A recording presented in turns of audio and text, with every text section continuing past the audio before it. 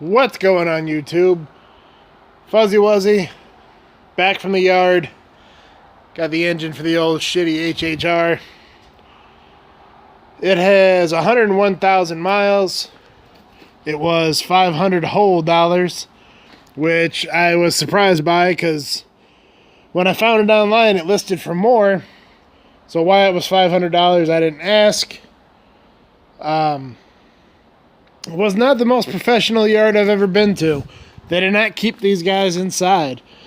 They kept them over like a large overhang that was on the building, which is probably not the best thing for it, but I mean, it is dirty as shit. If it was getting wet, it probably wouldn't be as dirty, so, you know, what the hell do I know? Anyway, this is out of a '08 Cobalt, and they say Cobalt engines are direct fit, but I can tell right off the hop that there's a lot of different shit. Like, the exhaust manifold's different. I don't have an O2 sensor in mine. The fuel rail's different. The throttle body's different. The HHR is a drive-by-wire. That one's not. The water neck for the thermostat's different. A lot of shit's different.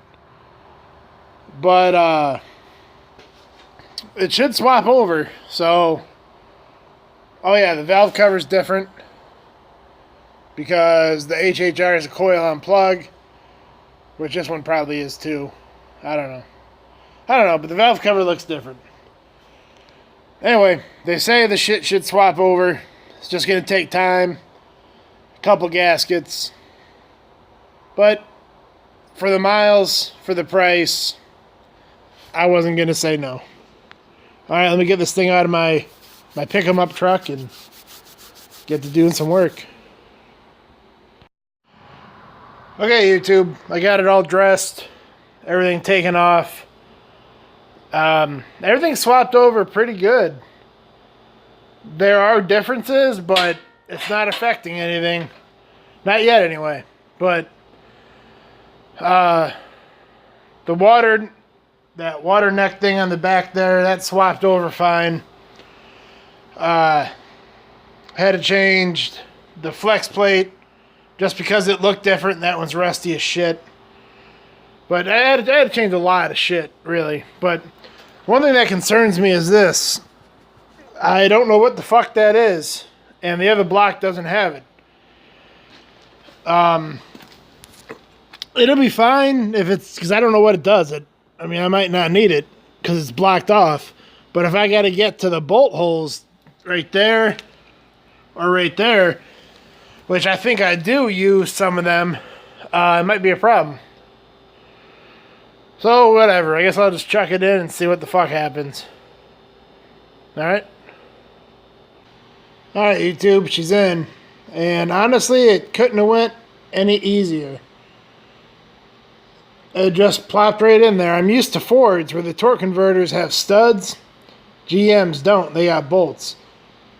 So you really don't got to be precise when you're lining it up. You just kind of throw it in. That was a nice change of pace. However, the oil pan is different.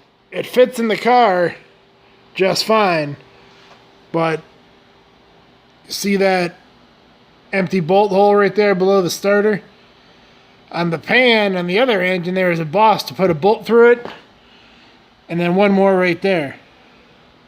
So this HHR had 9 bolts holding the tranny and the engine together. And the... what the fuck did this thing come out of? Not a Sonic. A Cobalt. A Cobalt must have only had 7. So, do I change the pan or not?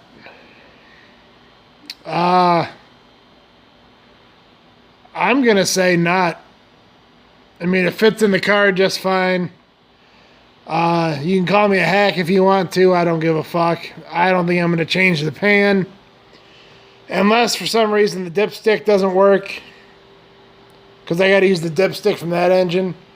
So if they're a different length or something weird, then I'll change the pan. But other than that, I ain't gonna. Alright. What's going on, YouTube? Alright, YouTube, here's the issue. I went to swap over the valve cover and all that shit.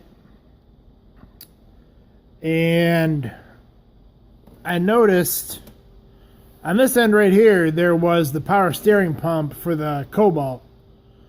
No big deal. I thought I could pop that plate off because the valve cover has like a half moon in it, and I thought it would fill in that hole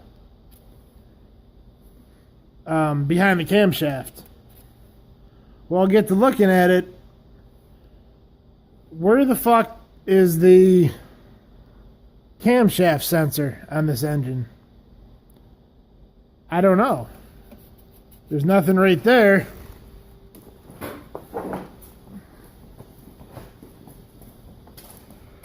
And on my old engine, right there is the camshaft sensor.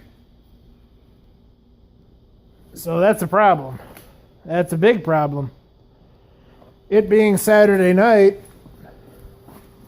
and nothing being open, where I got the engine from not being open on Sunday, that means I am dead in the water for a day. I'm going to go inside, do a little research on this. But, yeah, I don't know what to think. This thing's got to have a camshaft sensor on it somewhere. But I don't know where the fuck it is. It's not mounted in the valve cover. So where the fuck is it? I don't know, man. Not good. Not good. Glad I didn't swap that oil pan over. Hey.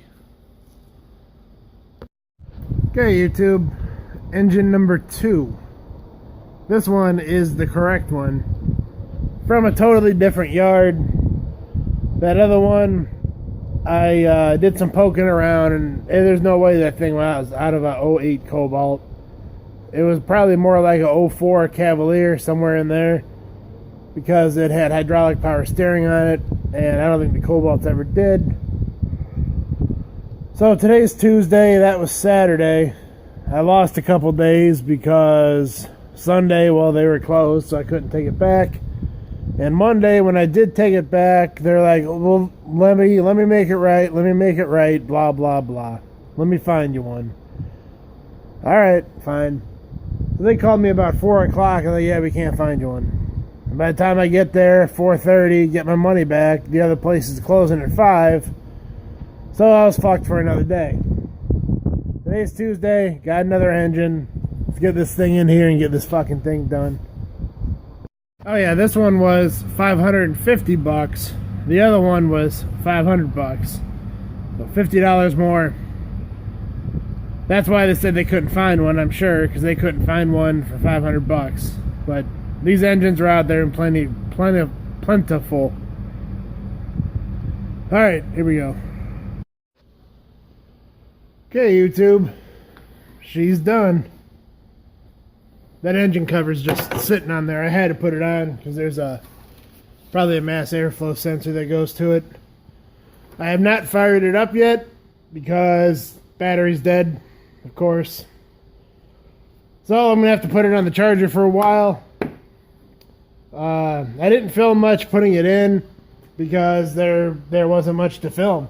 It was very uneventful. It just dropped right in there, just like it should. So thankful for that. Sorry for my garage looking like shit. It's cold enough that not all my lights are coming on.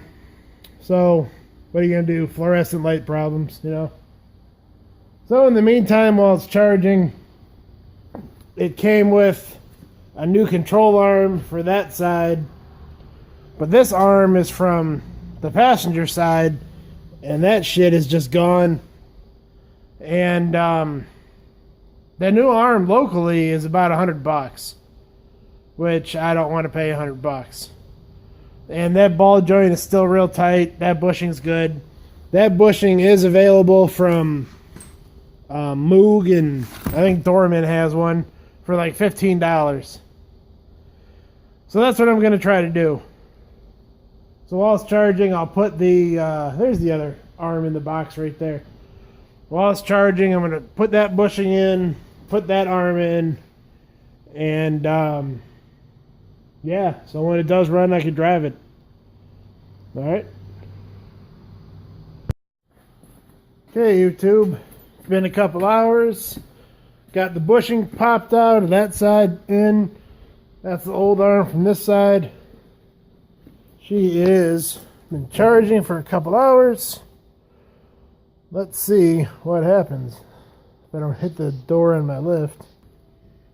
Prime the fuel pump a couple times.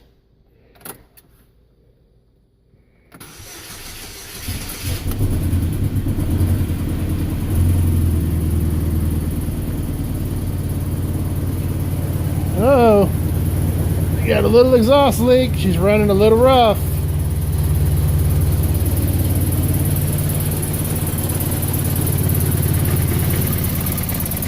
She's running a lot of rough.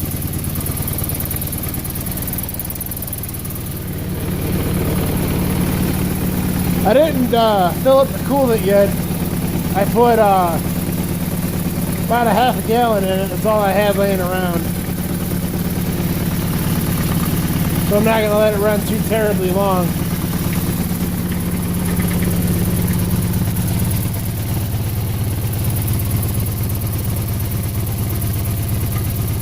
Did I forget a plug or something? Is that why it's running so shitty?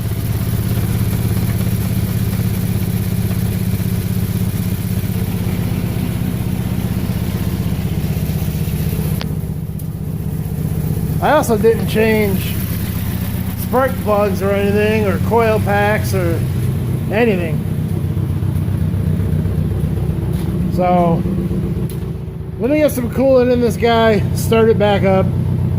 I got a flashing light. Let me put my code reader on it so I can get some pending codes, and I'll be right back, YouTube.